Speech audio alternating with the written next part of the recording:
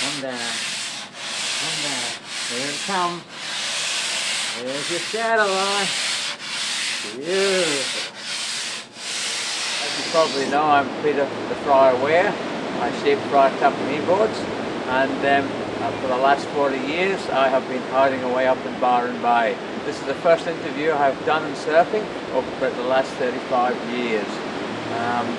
I enjoy my surfing. I've stayed away from contests, and I really enjoy free surfing. Surfing, as you know, has changed over a long period of time over the last 40 years, but in the 70s the forefin, which I invented, was a board that I made in Brookvale, and today they're still surfing the forefin. In those early days we rode a single fin slab that was 23.5 to 24 inches wide, and from there we progressed onto the twin fin. From the twin fin then I decided myself to go into a forefin.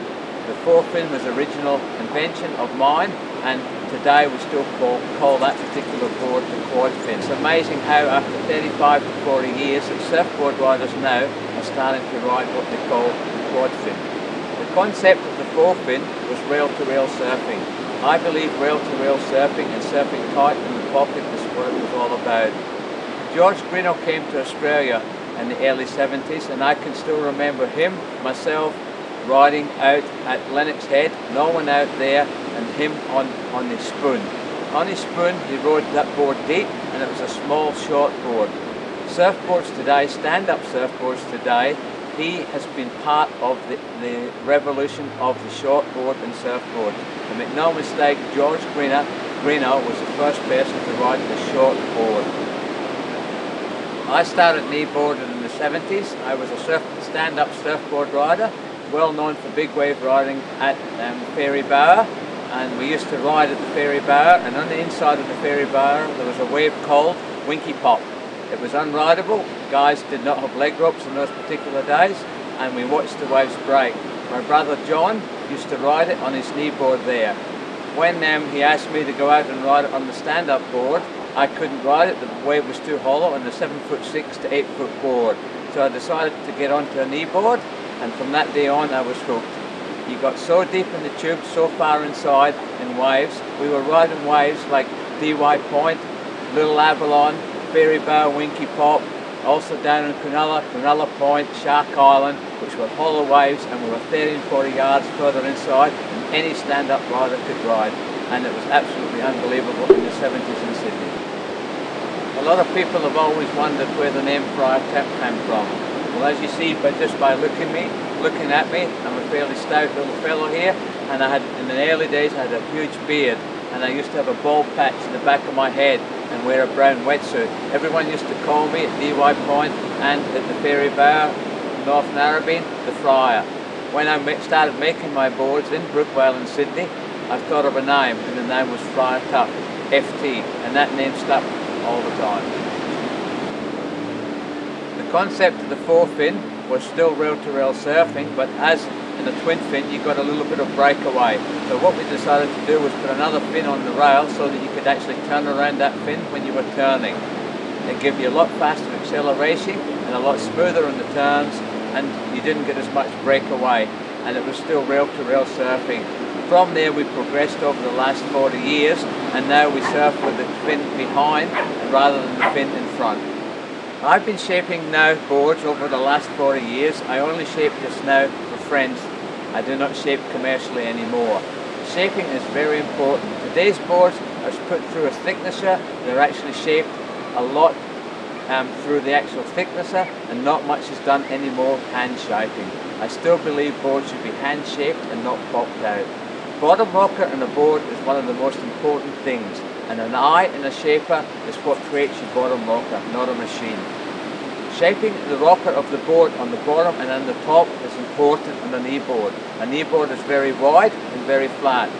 You used to have kneeboard riders who will ride 21-inch wide boards. You'll have them who will ride 25-inch boards. They're a very wide board.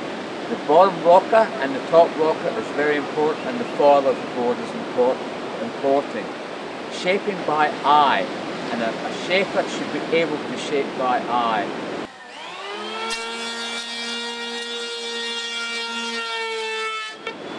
When you shape a board, your rail line has to be perfect right through the actual board and to your bottom curve. The most important factor when you're shaping a board is to make sure you know that the person where he kneels on the actual board. If he kneels further up the board, your widest point will actually come forward on the board, and if he kneels further back, your widest point hip will come further back. So when you're shaping the rocker in, it's very important that you know where that particular person surfs from. Same with the outline and the shape. When you're actually shaping the board, your outline will dictate where your widest point will be. If your widest point is too far forward and the person that kneels back, he will sink the tail, creating a bottom turn and off the top that he cannot make. So what you actually do is put the widest point further back so that it will float him, so that he will accelerate in his turn from rail to rail to rail. When you're shaping a board also, the main factor also that comes in is the weight of the person. And the weight is really important to make sure you put the correct thickness in the board. But not only the weight, it's how fit the person is that you're shaping for. I've seen guys who are big, fit and solid, and what they need is a board that is thinner than a guy with a weight. Nowadays you turn around and the first question you ask them when you're shaping is, how much do they weigh? So we put it through the thicknesser once again. What I prefer doing is, I've always done when I've been shaping, I look at the person, I talk to the person, and I ask the person questions. And these questions are, how fit are you? How do you paddle? When you paddle, do you use your arms? Talk to the surfer and see what waves he surfs, whether he surfs a hollow wave, whether he surfs a fat wave, whether he surfs a beach break, whether he surfs a reef break. And these are really important.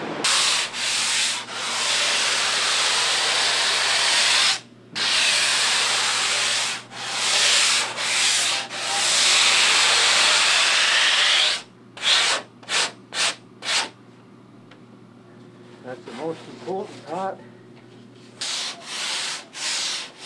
I'm just pulling the two rail lines together now, and you should have a shadow edge.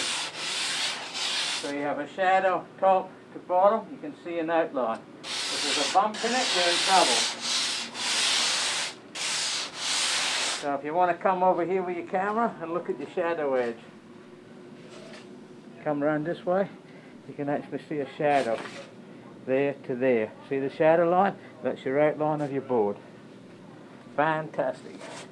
Love it when it gets to this stage. You know you're nearly finished. Except I've got to do big. Alright.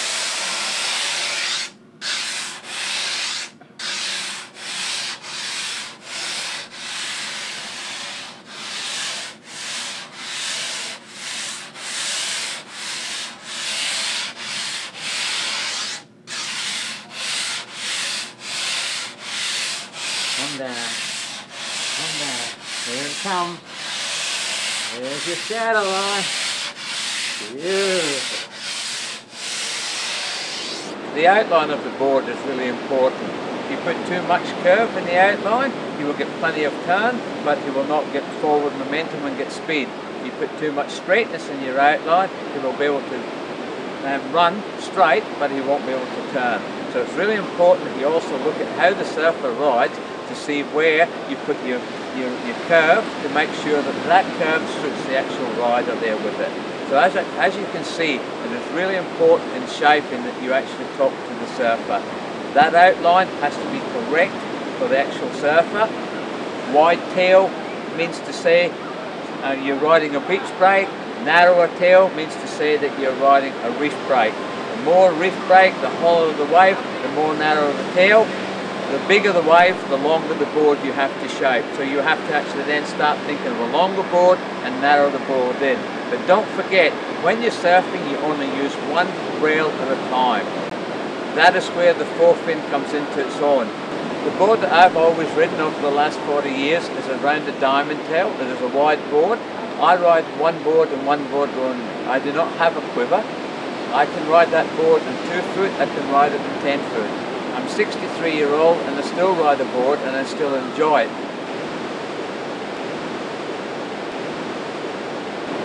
The placement of fins on a kneeboard is really important. The further apart on your forefins you put them, the wider your base of your fins will be, the more drawn out the turns will be. The closer you put them together, the more breakaway that you will actually get. So it's really important to where you place the fins. The depth of the fin on a board will create the hold in the wave and the height of the wave. So it's really important also the height. So you have to combine it to suit your actual surfing. The further up the board means to say the further you ride up on the board. So look at where the person kneels on the board to make sure that you know where to place the fins, and advise him where to place them in behind where he surfs. Do not place them underneath him because you will create breakaway. The more rocker you put on the board, it will give you quicker the turn, but it will give you more breakaway on the board. So if you put a V in the back of the board, the V in the back of the board will lift you on your turns higher and lower. So as you can see, shaping is a very important factor, and we have to make sure that we shape boards correctly for individual surfers and individual needs. Through the years, I've shaped boards for many of the top surfers and riders of today and of the previous years. I'm still involved in surfing. I still get down to the factory in Brookvale with David Parks, still shape boards but only for my friends nowadays, and still enjoy surfing. I would love to see the sport continue.